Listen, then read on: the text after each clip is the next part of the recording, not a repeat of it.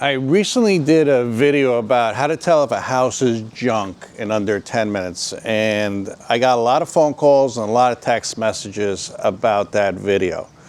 And I saw a common theme from everybody calling me and texting me that a lot of people are buying older homes from, like, say, the 1950s to the 1980s. And they all had the philosophy that they don't build them like they used to. So the homes from the 1950s, 60s, 70s, I'm not going to say the 80s because that's a totally different story, but they built homes much better than they build them today. And in some cases, that's true, but you really do have to be careful on those particular houses also. The specific things that you have to look out for. So what I'm going to do in this video, I wrote down everything that people called me about and texted me about when it comes to certain years of homes. And I'm going to tell you guys, and this is not everything to look for, but this is a starting point of some things you guys should check out when you're buying that year home. Okay, so stay till the end because these are really important issues that you could have a lot of issues, costs, plus insurance problems, plus many more problems. Okay. So let's get started. In the meantime, if you like this kind of content, consider subscribing. It really does help out the channel and it's greatly appreciated. And if you need a real estate agent, my phone number is below. All right, let's get started on this one. Federal Pacific and Zinsco panels. Let's talk about the electrical panels, okay?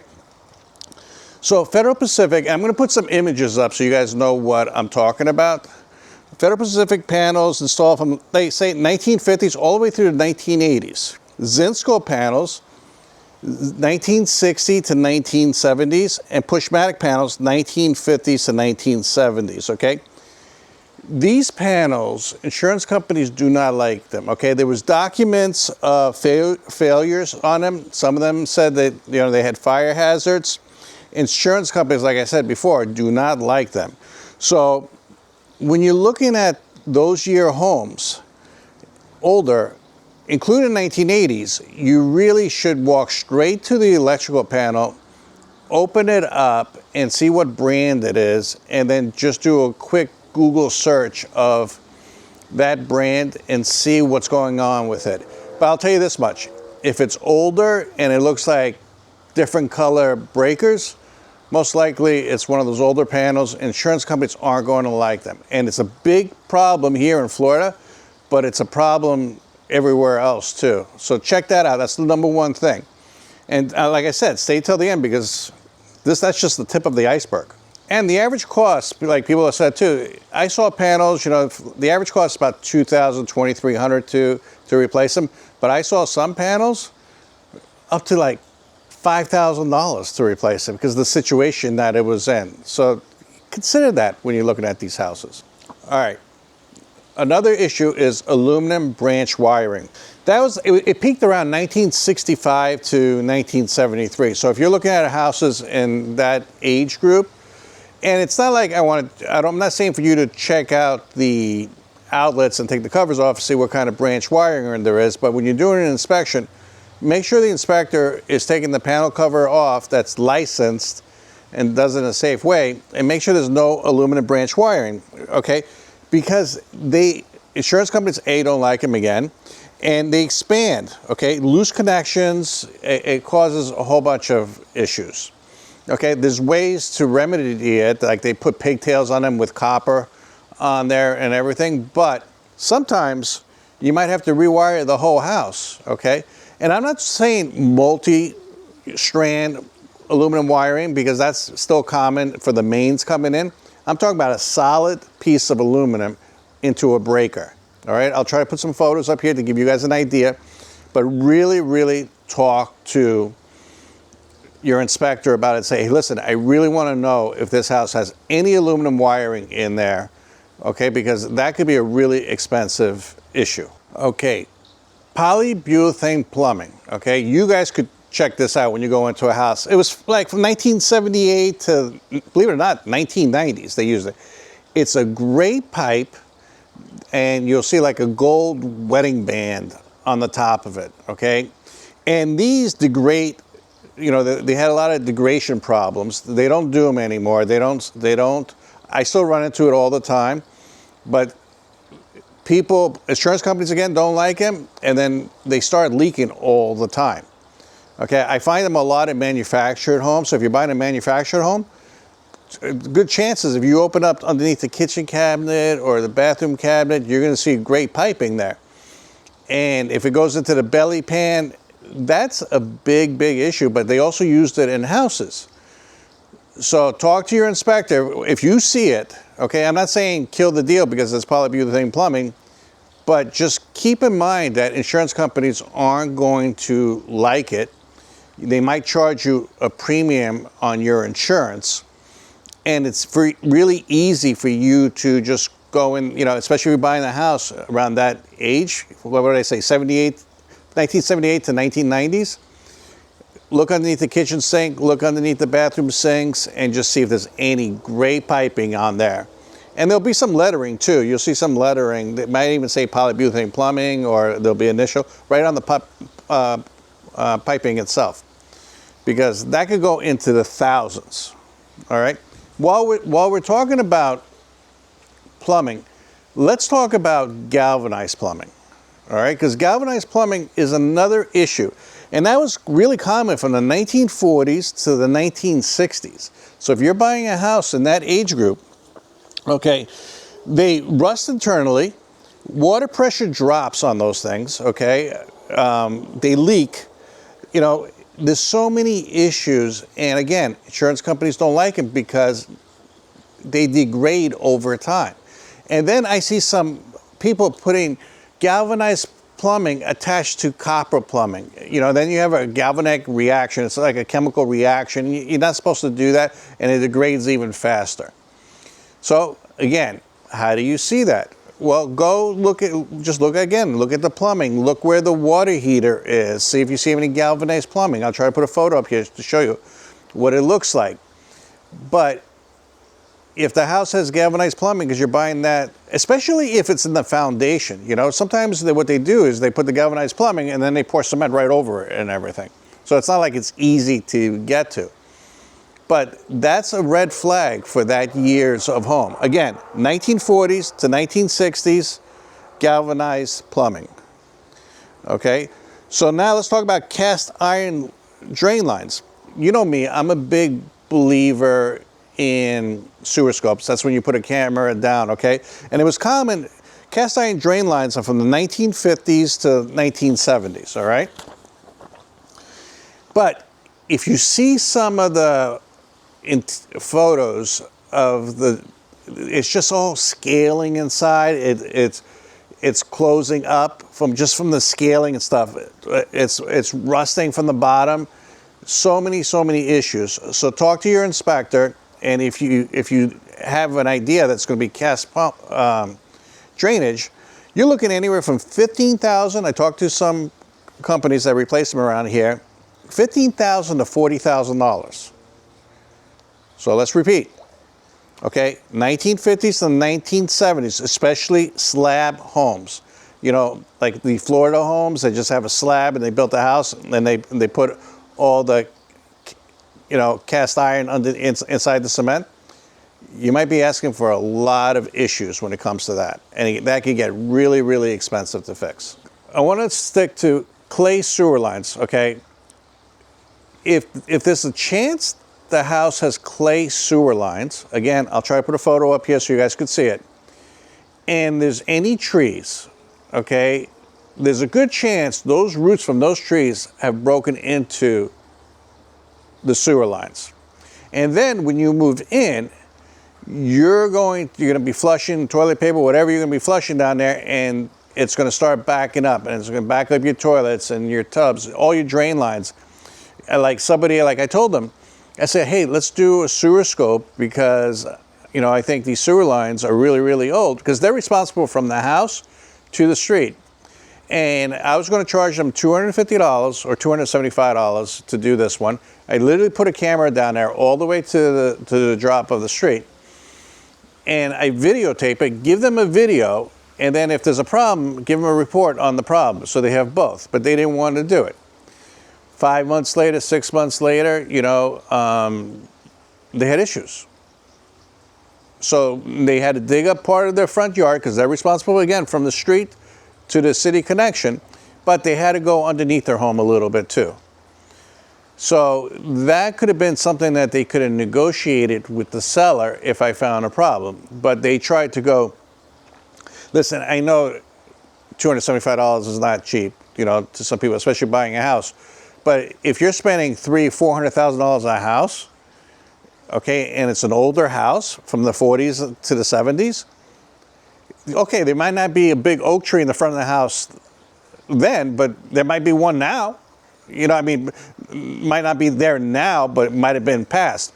So I told them, I said, listen, I even told them, go to the Bing Maps, go to the history of that property, and maybe there's a photo from 15, 20, 30 years ago and see what was in front of that house. Because you could go to Bing Maps, go to Street View and say, hey, I want to know what this looked like, you know, 5 years ago, 10 years ago, 15 years ago, 20 years ago. And you could see. And sure enough, we went back there and we seen what the property looked like 22, 23, and there was a big oak tree up there. Yes, they cut it down, they grinded the stump, but the damage was already done. Walk around the house, especially from homes from the 1950s to the 1970s, and look for settlement cracks, okay? There's hairline cracks, okay? These cracks, basically I made some notes, so you guys could, I'll try to put them up too. These cracks are no wider than about a credit card. It's very hairline, okay? Urgency, in my opinion, I guess get a professional opinion because I'm not looking at that particular crack that you're, you know, if you see one. But I'm not super concerned with it, okay? Vertical cracks, these cracks are thin to thicker and go up and down the wall. Only requires professional help if it's like 5 millimeters or wider, okay? Again, level of urgency, I would say low to moderate on those. Horizontal cracks. These cracks can be thin or thick, run left to right, and these need professional help no matter the length or the width, okay? And horizontal cracks, when they're going like this, there's something else going on, okay? So get somebody that's licensed and knows what they're doing to take a look at them, okay? Diagonal cracks, okay? These cracks can be thick or thin, and they run 30 to 70 degree angle, okay? These also need professional person to look at. So again, if you're walking around a house and you see these kind of cracks, think about it and get somebody to reevaluate, you know, because often, you know, these homes lack, you know, I put some notes together. Drainage issue could have came up and causing all these issues. So get a professional if you see some of those major cracks. From the 1960s to the 1980s, it was a big thing going on with low slope or flat roofs, okay? And I'm not a fan of flat roofs especially, okay? I'm always finding leaks. And they're always pooling water. Every time I go to a flat roof, it's just like, it's ridiculous. Like you'll see, even if it rained 2 days ago and if it didn't evaporate, you see like a little pool of water there. Eventually, that gets to the seams and it leaks. So you have really, your inspector really has to walk it, feel it, see if it's soft. If there's somehow to get, a lot of times there's not even any attic access because there's like a very small space. But if there is, shoot some thermal imaging, see what's going on, because flat roofs leak all the time, okay? Because they have, make sure they have drainage issues. Insurance companies, again, aren't crazy about flat roofs, and they have a lot higher maintenance. 1950s to the 1970s, okay? This is a big thing in Florida, okay? So if the house from 1950s to 1970s, get a termite inspection, a WDO, because pretty much every house that at least I've been to from the 1950s to the 1970s here in Florida had some termite damage at one time or another. I'm not saying it's live now, but if a termite inspection is $125 or $150, you really have to, it's worth every penny. Let's make sure there's no structural issues. Make sure there's no brass or wings, that's from the termites, you know. when they dig in through there. Just have a really good, don't skip on this. Honestly, I'm not a licensed termite guy, but I work with them all the time because while I'm doing the inspection, they're doing the termite inspection. And I'm telling you, I've seen some of them that I'm like, hey, how is this house still standing? Really? That's how bad some of these houses are. And if you walk in, wow, it looks beautiful, everything's fine, but I don't know what's holding the house up.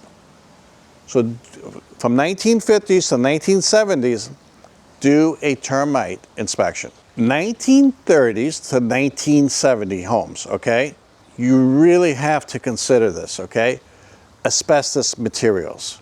Everywhere from floor tiles to cement shingles to insulation. Okay, it's not like I was doing an inspection and I think the house was 68 or 69. I don't remember exactly what year it was, but it had asbestos shingles, all right? And they wanted me to do just a four-point inspection and for insurance, because the owner is trying to get it ready to sell it, but he needed to get insurance. And I got there, went in the backyard, and I could tell it's asbestos shingles, okay? Again, you have to have it tested legally, technically, to confirm it's asbestos. To me, it looked like asbestos. But he's knocking it down. He's hitting a hammer, no mask, no nothing. He's hitting a hammer, breaking all the shingles, and throw them in a garbage bag so the dump could take them. Doesn't work like that with asbestos, okay? And, you know, up in the attic, I had to do a wind mitigation. So when I'm in the attic, again, would look like asbestos insulation up there. So you need to, if you're buying an older house from the 1930s to the 1970s, you really have to say, hey, does this place have asbestos anywhere? Ask the inspector, okay? And if something's questioned, get a sample, send it to a lab. Really find out, because it is proven that asbestos, if it's disturbed, could cause health issues.